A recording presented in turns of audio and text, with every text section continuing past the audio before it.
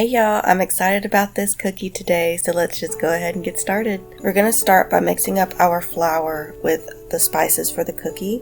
We're going to need cinnamon, nutmeg, and cloves for the spices, and we're also going to go ahead and mix in the salt and the baking soda. Then moving right along, we're going to go ahead and cream together some softened butter and some brown sugar. And while that's happening, let me tell you why I was excited for this cookie. So one of my favorite flavor combinations is chocolate and cinnamon, and when I saw that this recipe was pretty much a spiced chocolate chip cookie, I was excited to try it. This is a recipe I've been excited to try and make with you guys since the start of my YouTube channel. I've just been waiting for the right time, and I knew I had to include it in this Christmas cookie series.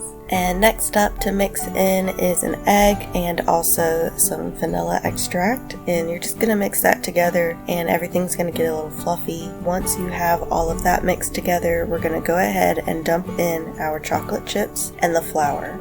Okay, now let's talk about chocolate chips. When picking out your chocolate chips, it's really going to come down to your own individual taste. I went with semi-sweet in this recipe because you get a little bit of both. You get a little bit of the bitterness, but you also get some sweetness. If you know you want sweetness, go with milk chocolate, or if you're really daring and you really want to bring out those bitter notes, go ahead and go with dark chocolate. You could always do a combination of the three as well. There's no rules in the kitchen, and there's definitely no rules when it comes to chocolate.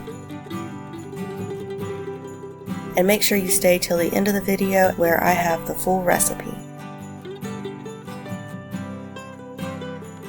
I'm using a 1.5 tablespoon cookie scoop, and you're just going to scoop them out and put them on a lightly greased cookie sheet and bake at 350 degrees. And this recipe didn't specify a baking time, so I started with 6 minutes, but it might take around 8 minutes. Okay, so let's talk about the flavor of this cookie. The flavor turned out really awesome. You can taste all the spices, and it pairs really well with the chocolate. I do think the clove is a little heavy, so when I remake them, I'll probably dial the clove back a little bit, but I know people who love the clove, so I think that comes down to personal preference too. But that's it for today. I enjoyed this video. I hope you guys did too. Make sure you like the video, subscribe to my channel to see more, hit that notification bell so you're notified when I put out a video, and I'll see you back here next time on Vintage Cookery.